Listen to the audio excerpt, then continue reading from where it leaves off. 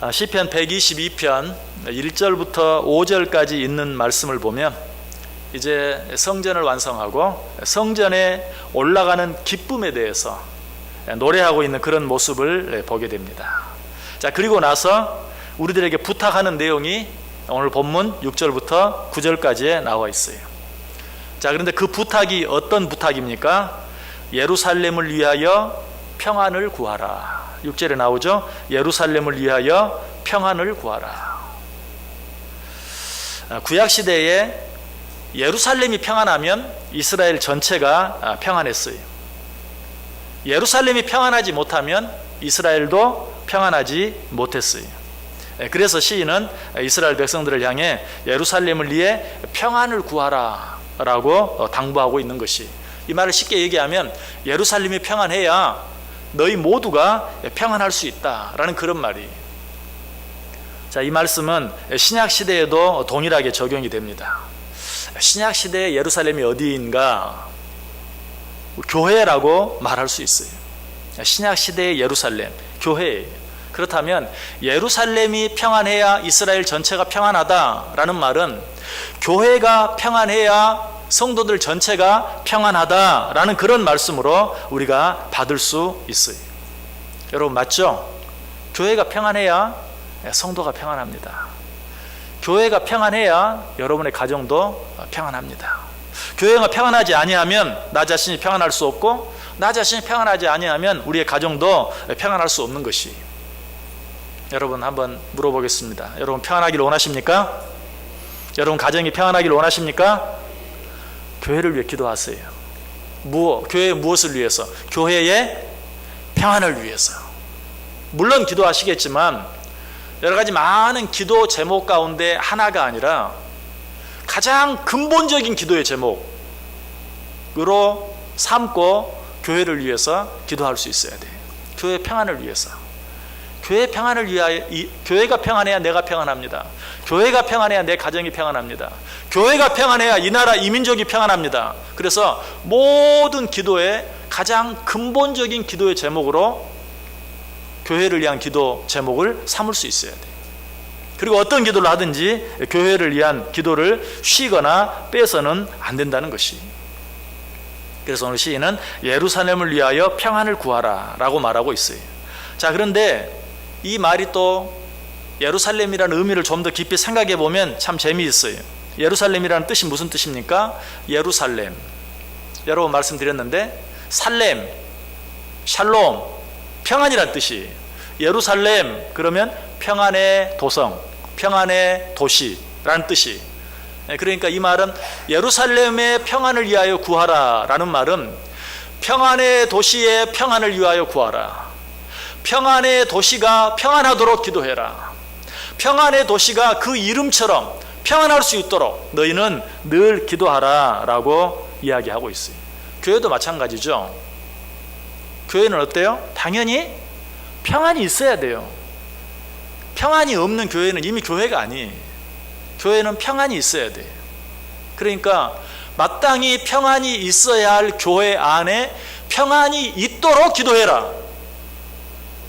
예루살렘이 그 이름처럼 평안하기를 기도해라 라는 말과 동일하게 교회 안에 마땅히 있어야 할 평안이 있도록 너희는 늘 교회를 위해서 기도하라 라고 말하고 있는 것이,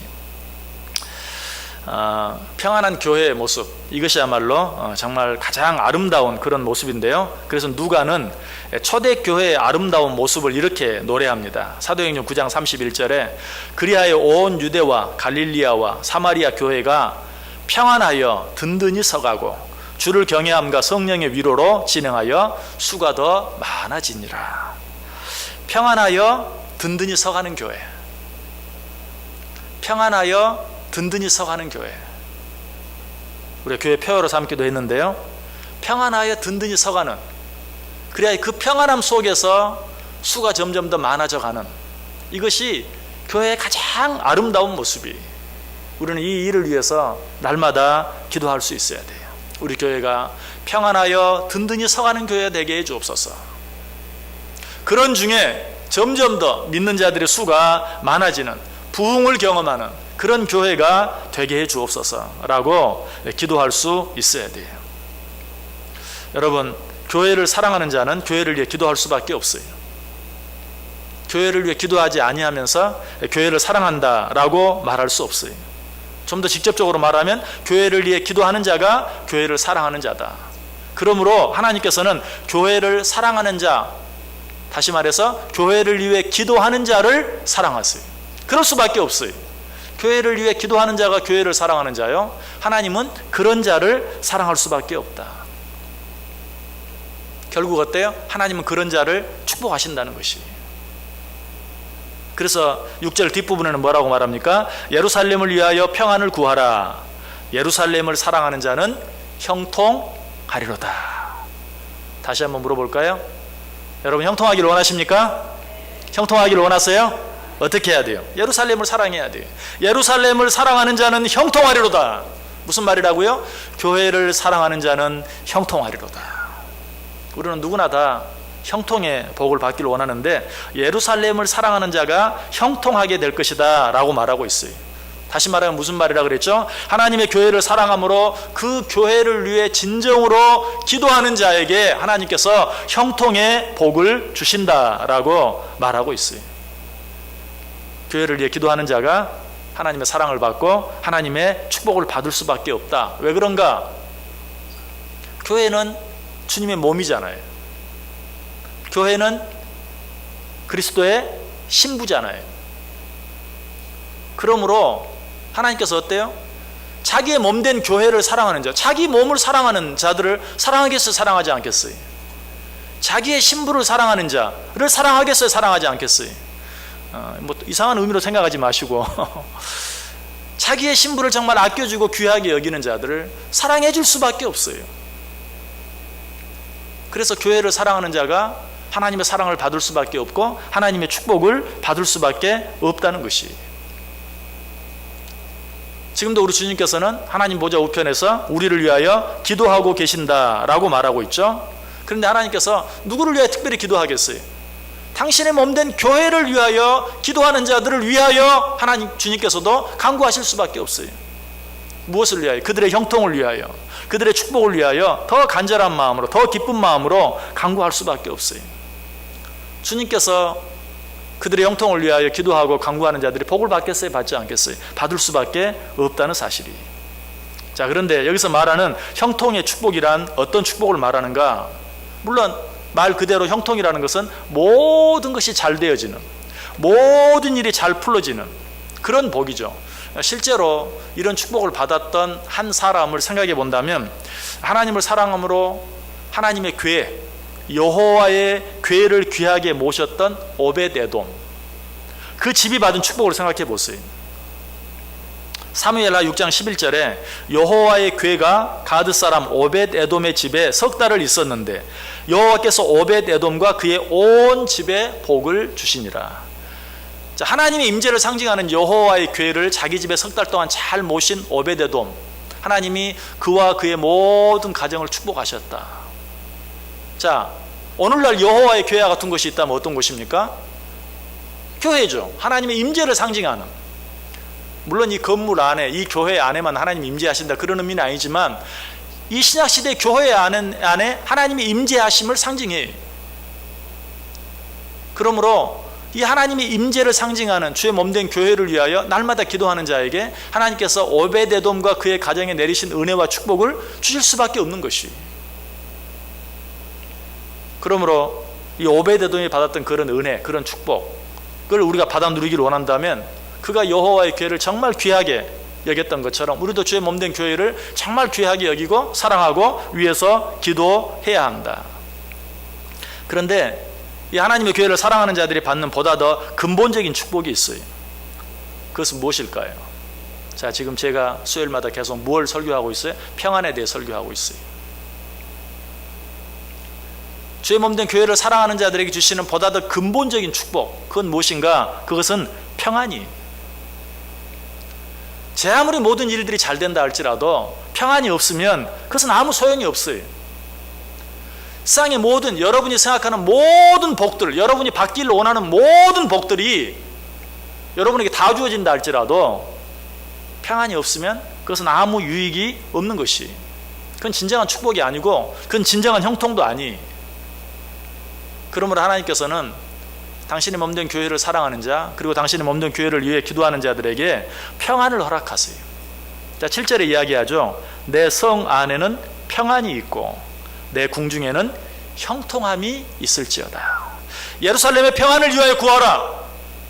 그리하면 내 성 안에 평안이 있고 내 궁중 안에는 형통함이 있을 것이다. 너희들 안에도 진정한 평안이 넘치게 될 것이다. 여러분, 이제는 꼭 교회의 평안과 내 평안, 교회의 형통과 내 형통을 하나로 생각하세요. 그렇게 할 때만 우리가 진정으로 하나님 주시는 그런 은혜와 축복들을 받아 누리는 삶을 살 수 있어요. 하나님의 교회는 마땅히 평안해야 해요. 하나님의 교회가 평안하지 못하면 그 안에 속한 모든 성도들이 평안할 수 없어요. 우리 한국에 의학 분업 때문에 굉장히 시끄러웠던 때가 있었죠.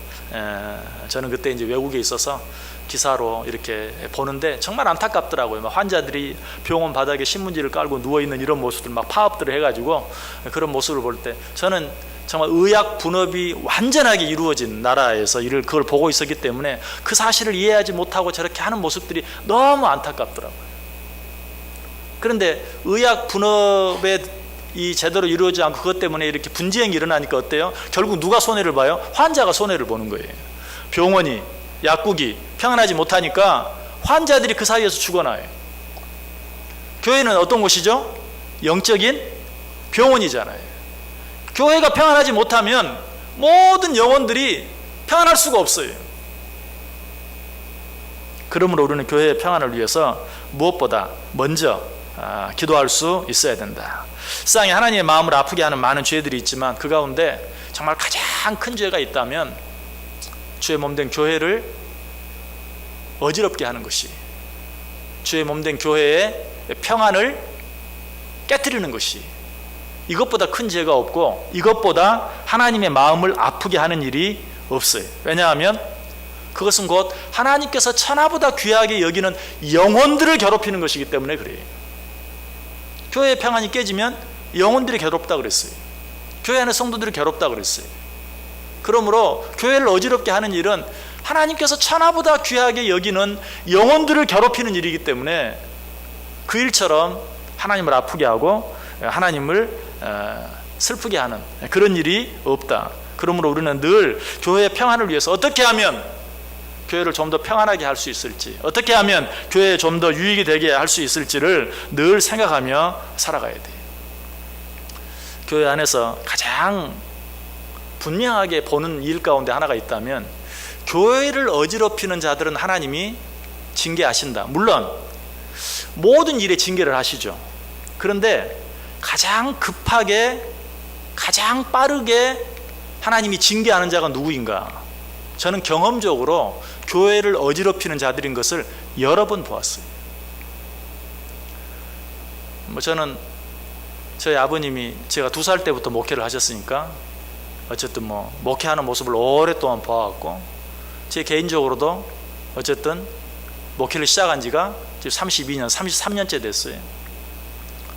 그런 일들 속에서 아버님이 하시는 목회, 제가 직접 하는 그런 목회, 또 주변의 친구들, 다른 목회자들이 하는 목회들을 바라보면서 가장 확실하게 느낀 일이 있다면 교회를 어지럽히는 자들은 하나님이 반드시 징계하시더라. 여러분들도 여러분들이 신앙생활을 하면서 많이 보아왔을 거예요. 틀림없이 보셨을 거예요. 물론 모든 일에 징계가 없는 것은 없어요. 하나님 반드시 징계하세요. 반드시 보응하세요. 그러나 교회를 어지럽히는 일들에 대해서는 어쩌면 굉장히 빠르게, 굉장히 급하게 하나님이 징계하시는 모습들을 수없이 보았어요. 왜 그럴까? 이 말씀드렸죠. 교회는 주님의 몸이에요. 교회는 그리스도의 신부예요.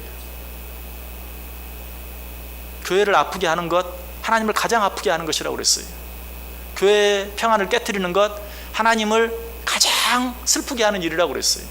아니, 교회를 어지럽히는 일은 하나님께서 천하보다 귀하게 여기는 영혼들을 죽이는 일이 아프게 하는 일이기 때문에 하나님이 오랫동안 두고 볼 수가 없어요. 그래서 그런 일들에 대해서 속히 빨리 급하게 징계하시는 그런 모습들을 보아요. 우리는 이것들을 무섭게 받아들여야 돼요. 우리가 하나님의 교회를 얼마나 사랑해야 하는가, 그리고 하나님의 교회를 위해서 얼마나 기도해야 되는가, 하나님의 교회가 평안하기를 위해서 우리가 얼마나 애써야 하는가 하는 것을 우리는 늘 생각하며 살아갈 수 있어야 한다. 안타깝게도 오늘 본문은 교회 안에 그럼에도 불구하고 교회의 평안을 깨는 자들이 항상 있다, 언제든지 있을 수 있다 하는 것을 전제하고 있는 것을 보게 돼요. 그러니까 뭐라고 말해요? 평안의 도시에 평안이 있게 하라. 마땅히 평안이 있어야 할 곳에 평안이 있게 하라. 무슨 말이에요? 마땅히 평안이 있어야 하는데 예루살렘 이름이 평안의 도시인데 평안이 없는 것을 내가 너무 많이 보았다. 평안의 도시에 평안이 있게 하라. 평안의 도시가 그 이름값을 하게 하라.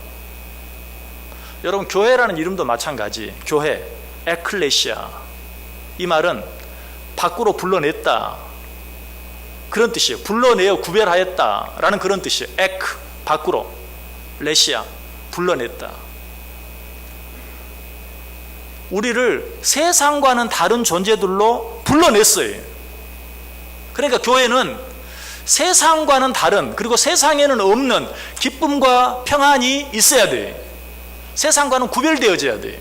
그러니까 예루살렘이 평안의 도시인 것처럼, 그래서 평안의 도시에 마땅히 평안이 있어야 할 것처럼, 세상으로부터 불러냄을 받은 교회는 세상과는 다른, 세상에는 없는 기쁨과 감사와 평안이 있는 곳이 돼야 돼요. 그래서 오늘 예루살렘의 평안을 구하라 라는 말은 교회가 교회답게 되기를 위하여 기도하라 하는 그런 말과 똑같아요. 교회가 항상 평안할 수 있기를 위해서 늘 기도하라. 여러분, 이 시간 결단하고 선택하세요. 교회의 평안을 늘 추구하고, 교회의 평안을 늘 사랑하고, 교회의 평안을 위해 늘 기도함으로 나와 내 가정과 모두가 평안을 누리는 삶을 살기를 원할 것인가?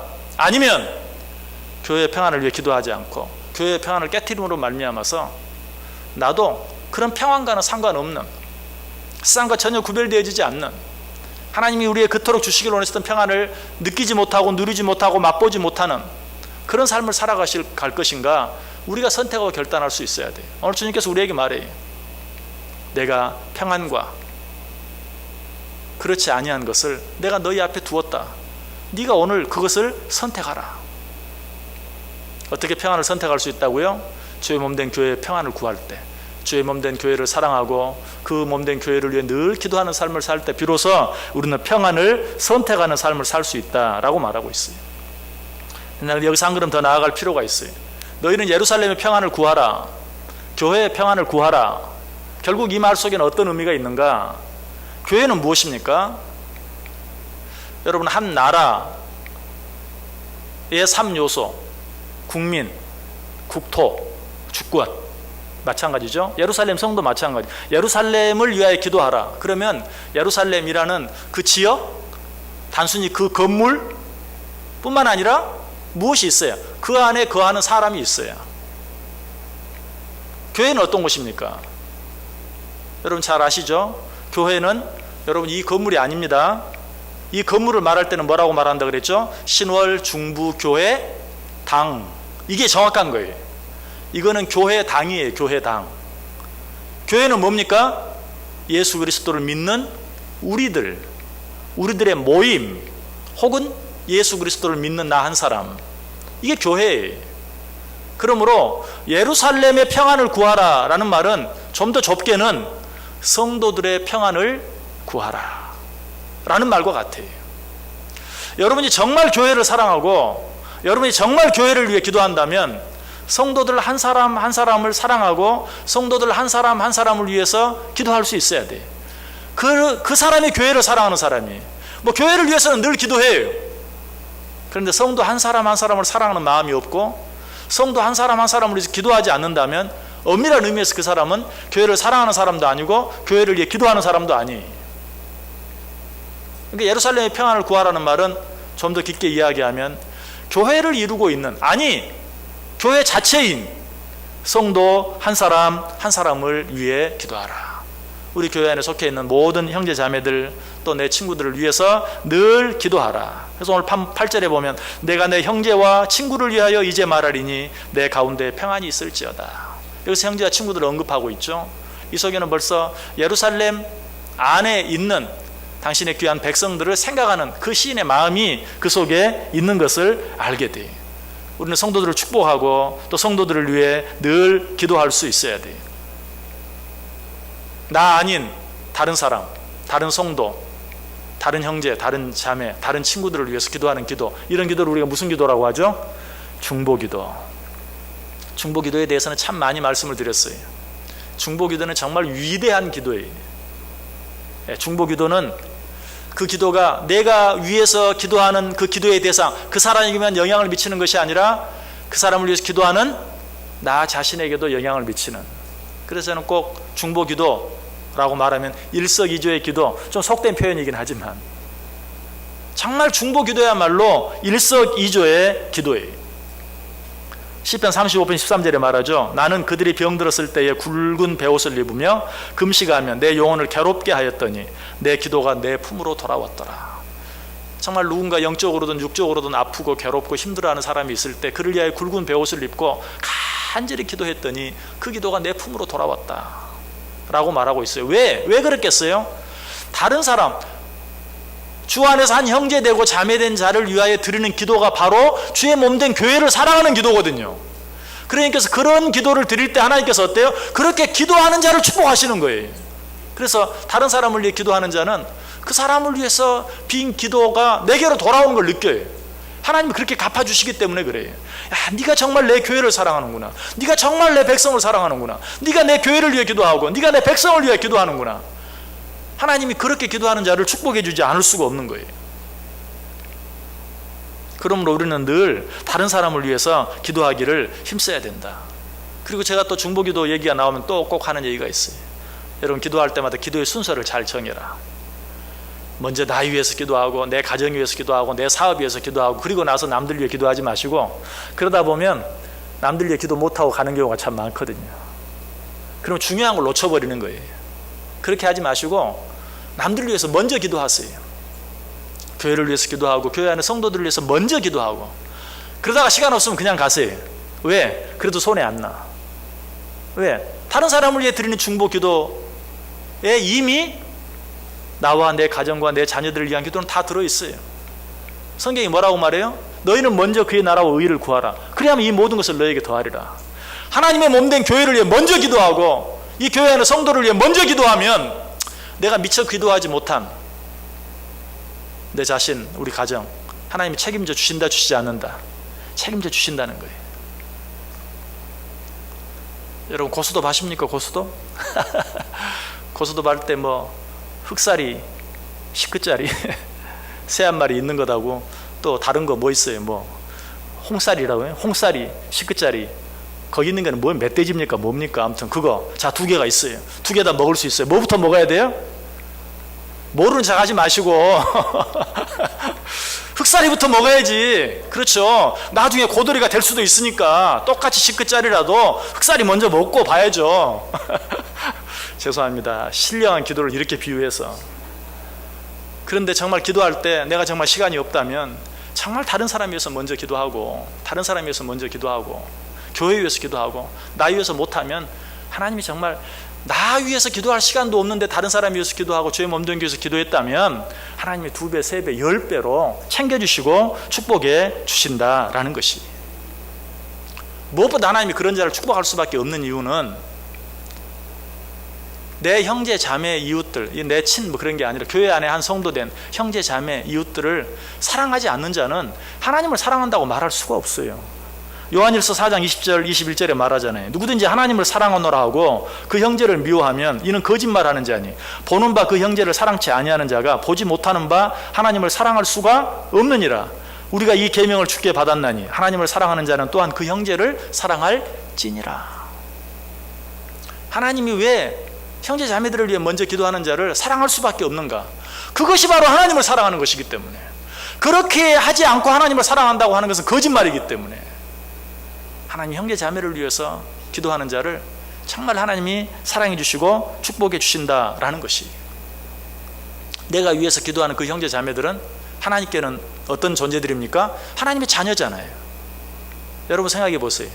여러분의 자녀를 아껴주는 자, 여러분의 자녀를 위해서 빼지 않고 기도해 주는 자가 있다고 생각해 보세요.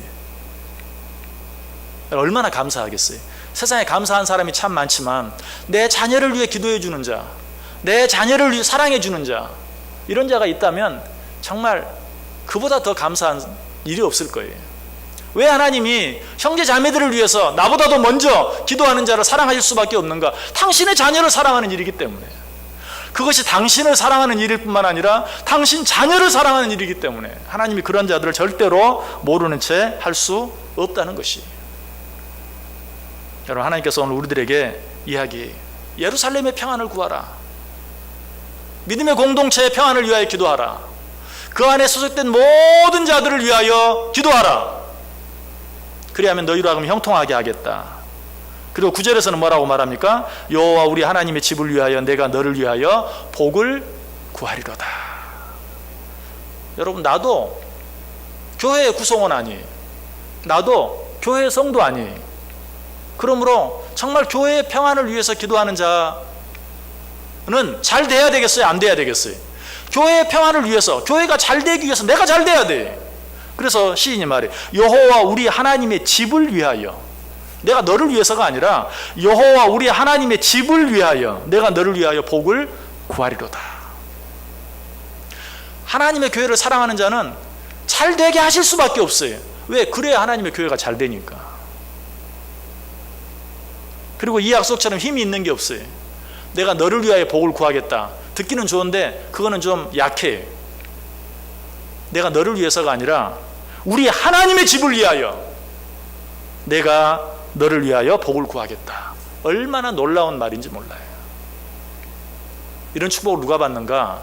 하나님의 교회를 사랑하고 하나님의 교회를 위해서 기도하는 자들이 이런 축복을 받는다라고 우리에게 말씀해 주고 있어요.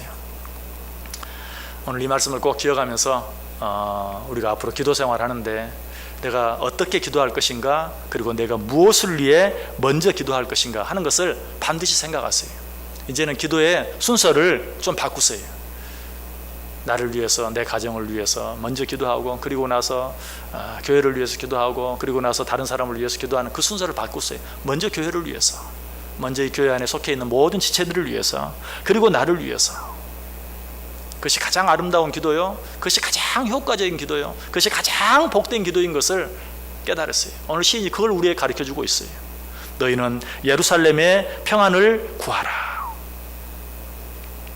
여러분, 예루살렘의 평안을 구하는 자들을 하나님께서 축복해 주시는 것은 너무 당연한 것이.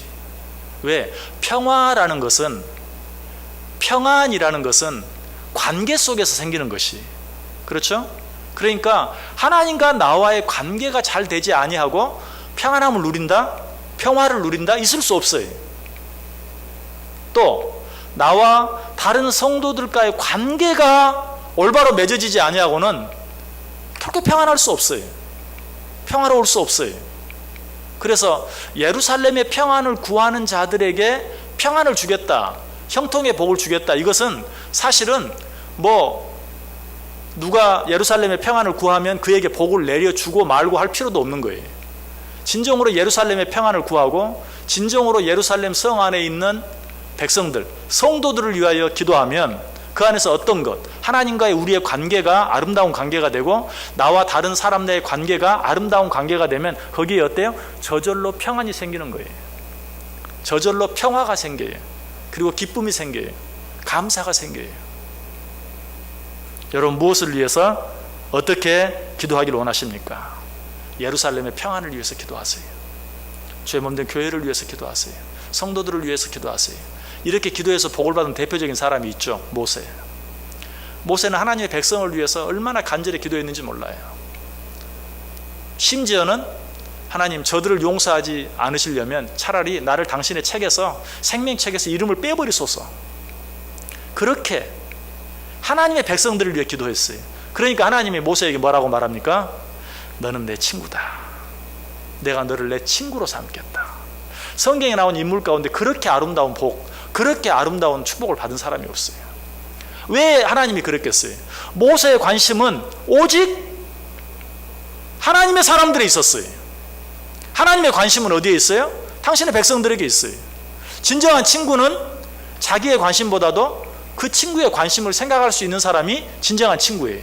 그래서 모세는 자기의 관심보다도 하나님의 관심을 더 생각했어요. 하나님의 관심이 누구에게 있어요? 지금 백성들에게 있어요. 이스라엘 백성들에게 있어요. 근데 모세가 뭐라고 말해? 주여, 저들 용서해 주세요. 하나님, 당신이 이스라엘 애굽에서 출애굽시켰잖아요. 하나님, 애굽에서 출애굽시킨 자들을 이 광야에서 죽게 하면 사람들이 뭐라고 하겠어요? 하나님이 저 백성들을 죽이려고 광야로 끌어냈다고 하지 않겠어요? 용서해 주세요. 제발 용서해 주세요. 한 번만 그랬습니까? 아니요, 두 번 그랬어요. 아니요, 두 번만 그랬습니까? 세 번째는 뭐라고까지 했다고요? 용서해 주지 않으려면 차라리 내 이름 생명책에서 빼버리세요. 하나님이 그 모습을 보고 너는 내 친구 될 자격이 있다. 내가 너와는 마치 친구와 대면하여 이야기하는 것처럼 이야기하겠다. 여러분, 정말 주의 몸된 교회를 사랑하고 성도들을 사랑함으로 하나님의 진정한 친구들이 되시길 바랍니다. 하나님과 친구가 되면 끝입니다. 내 안에 평안이 있고 기쁨이 있고 감사가 있고 형통의 축복이 저절로 따라와요. 너희가 먼저 그의 나라와 의를 구하면 이 모든 것을 너희에게 더하시리라. 아니, 네가 정말 하나님 나라의 평안, 하나님의 백성들의 평안을 위해 기도하면 내가 너를 위하여 복을 구하겠다 라고 말한 이 은혜와 축복을 진정으로 받아 누리며 살아가는 복된 인생들이 꼭 되시기를 주님의 이름으로 간절히 축복합니다. 우리 성경